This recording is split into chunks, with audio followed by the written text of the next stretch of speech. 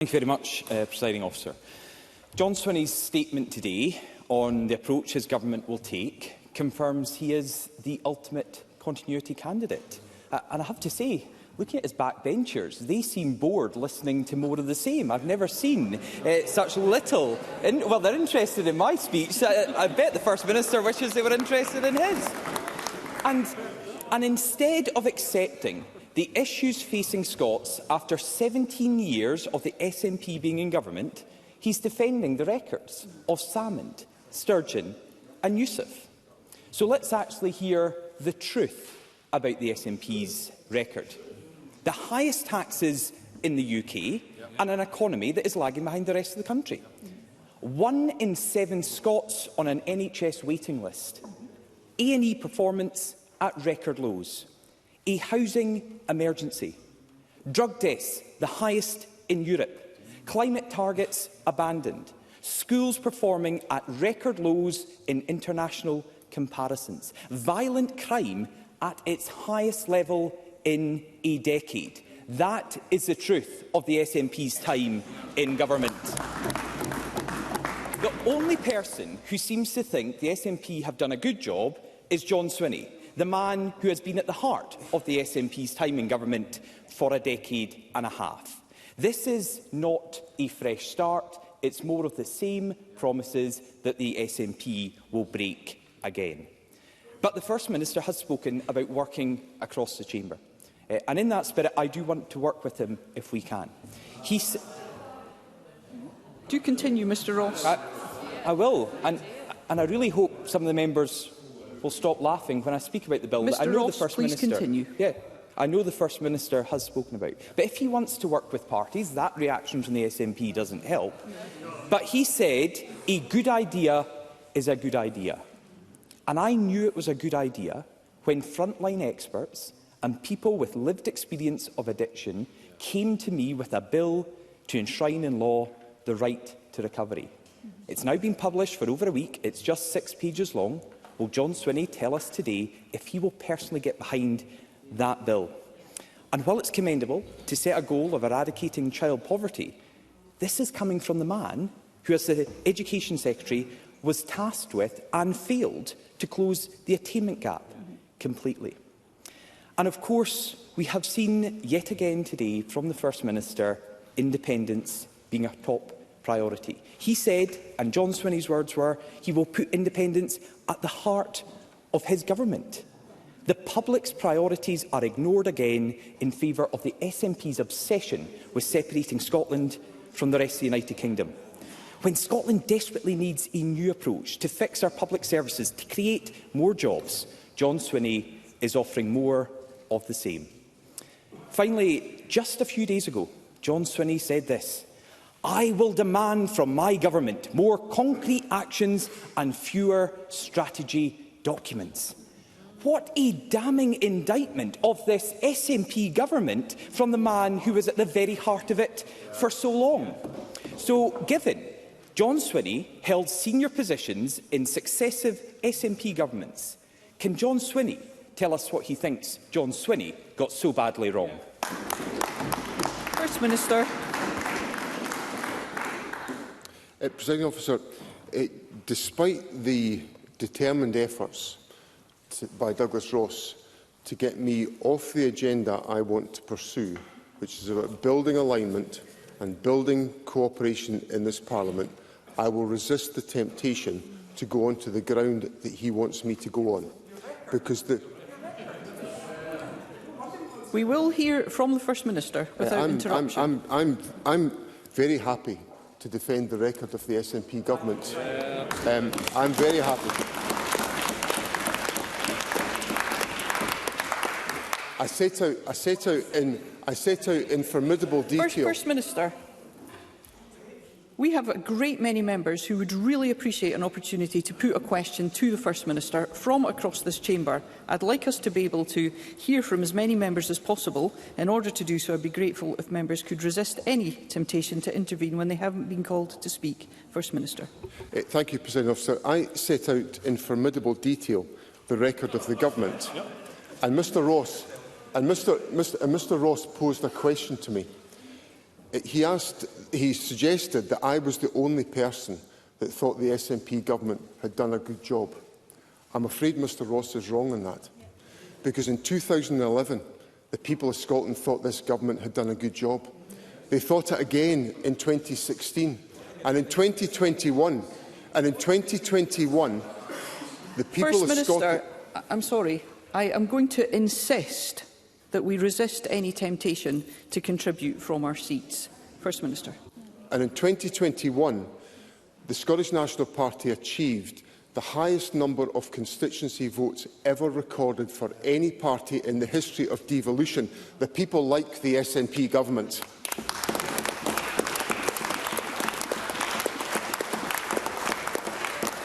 Now, I accept, Presiding Officer, that my party's faced a tough time. I couldn't have been more open about that. But I'm going to use the next 2 years to make sure we are fit and well to win the next 2026 election for the people of Scotland and return this government. Now, Douglas Ross asked me about the Right to Recovery Bill. And I've looked at Mr Ross's bill and I'm in the process of taking advice about it. I'm taking it deadly seriously. And I will look, along with the Drugs Minister, Christina McKelvey, at the contents of that bill to ensure that we consider all of the issues that it raises. I think I have to be open with Parliament that there are mixed opinions about Mr Ross's bill. It doesn't command universal support within the community of stakeholders who are interested in what I know Mr Ross is interested in, which is tackling the issue of drugs deaths. So I think if we're prepared to have that open discussion among stakeholders, I'm all for that discussion, and I'll meet with Mr Ross to do exactly that, to explore these issues. On the attainment gap, at primary school level, the attainment gap is at its lowest level on record. So the work and the investment we've made on closing the attainment gap is having its effect. And I'm determined to make sure that the government delivers on the commitments it's made to the people of Scotland. That's what I'm in office to do, and that's exactly what I'm going to turn my mind to. Anas Sarwar. Presiding Officer, in the 3 years of this Parliament, we are on to our third First Minister and our third statement of priorities. And after 17 years, John Swinney should not pretend that this is day one of a new SNP government. He says we should acknowledge where progress has been made, but there is no acknowledgement of the mistakes that have been made or the failures that have got us to this point. The single biggest crisis facing this government is in our NHS, where over 820,000 of our fellow Scots are on an NHS waiting list. But all we got today was a passing reference to the need for a recovery. So when will we get the actual detail?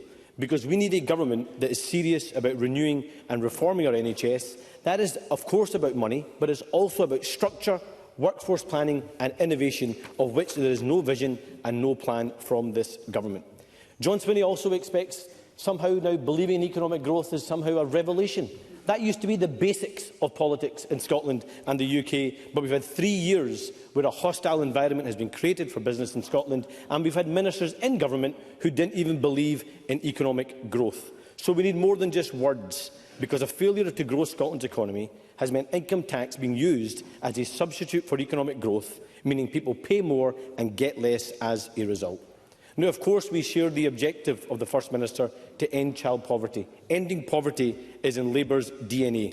But this government needs to look at the decisions it's making to challenge poverty, on education, on housing, on skills and employability. And let's not forget, it was John Swinney who downgraded the results of working-class kids in the pandemic and whose decisions have led to cuts to teachers and resources in their very classrooms. So where is the change of direction? Now, I accept there are challenges in the public finances. That makes ending incompetence, waste and financial mismanagement even more important. And that must mean that we're making sure we're getting value for money for every pound of taxpayers' money that is spent. So does this First Minister accept that requires him to change the approach he's taken in the last 17 years that has left every Scottish institution weaker than he found it? And finally, will this new approach also mean the end to government by gimmick and press release? This is the government that declared a drugs death emergency, and drugs deaths have gone up. This is a government that declared a climate emergency and now wants to scrap the climate change targets. And this is a government that declared rightly a housing emergency, but also cut the affordable housing budget. More of the same ain't going to cut it. People can see through 17 years of SNP failure. They want change. Is he up to delivering it? First Minister. I can see I'm going to have to work quite hard to cheer up Mr Sarwar in this Parliament. But I'm going to start. Oh, my backbenchers are really quite happy with where we are nowadays. Believe you me,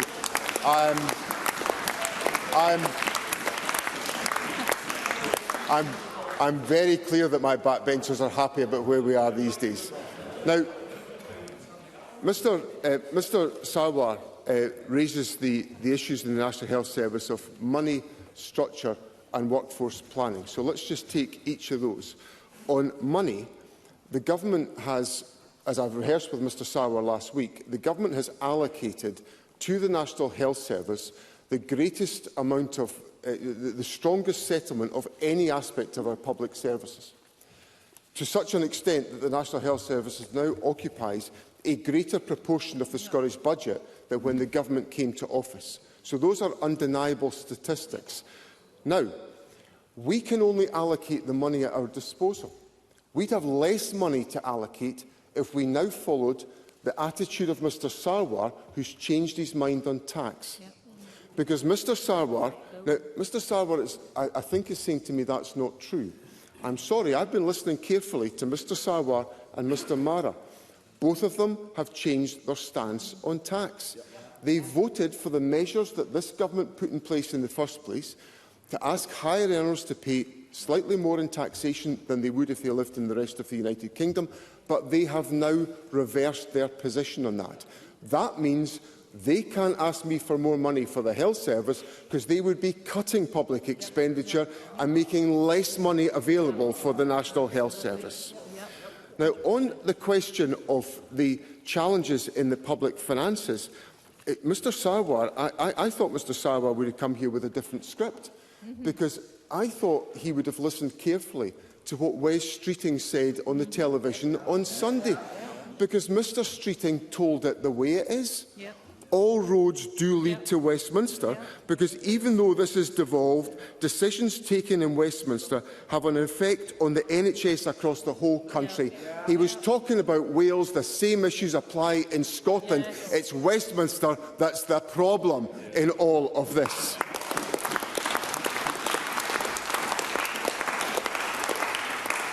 And really, for Mr Sarwar to say to us that every Scottish institution is weaker than it was when we came to office, I ask him to take a look at Scotland today and to look at the strength in our universities, the strength in the public institutions of Scotland that are serving our country well. What he says is insulting to the public services of Scotland, and I won't entertain it. I call Patrick Harvey. The First Minister is right that addressing the climate emergency can be good for the economy, and if we get it right, it will protect people from high energy bills too. But he also knows that the same members of his own party who have spent years lobbying against climate action and for the oil and gas industry are still doing so. And after the events of recent weeks, they are emboldened.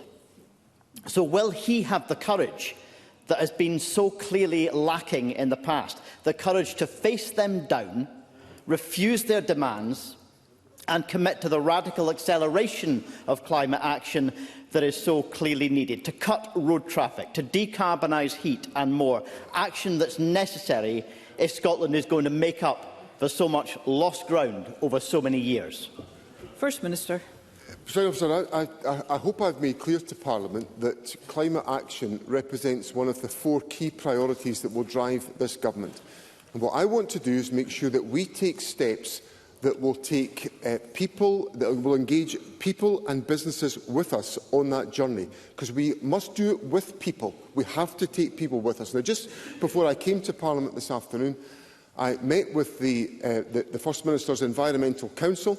a group of experts who are providing advice and input into the government's thinking on net zero, and discuss the very issues that Mr Harvey raises with me about the importance of effective and urgent action to tackle the climate crisis.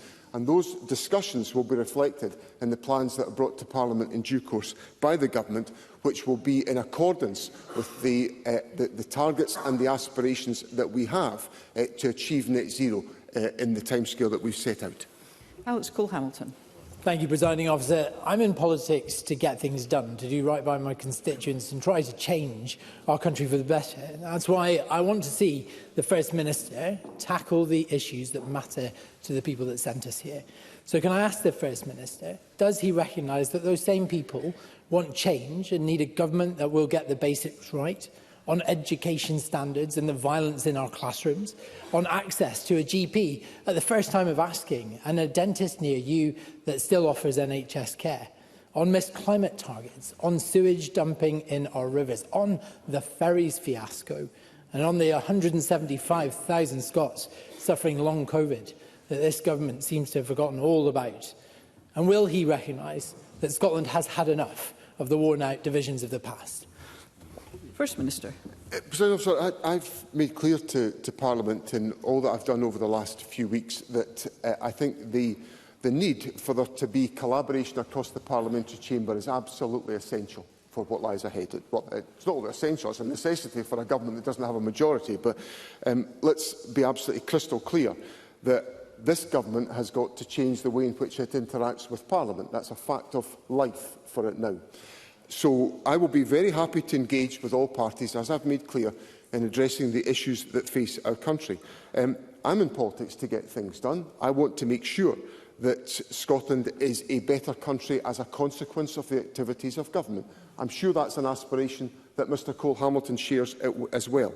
And there will be issues. There will be answers I can give him to the points he's raised about education standards, where, as I've said already, the attainment gap is closing is at its lowest level with primary pupils, that the attainment in primary levels is at its highest than it's ever been. So there's progress being made there. We can all acknowledge that. But what I'm certain about is that Parliament will have more of an effect on the public if we're able to work together in common cause, and I commit us to doing that.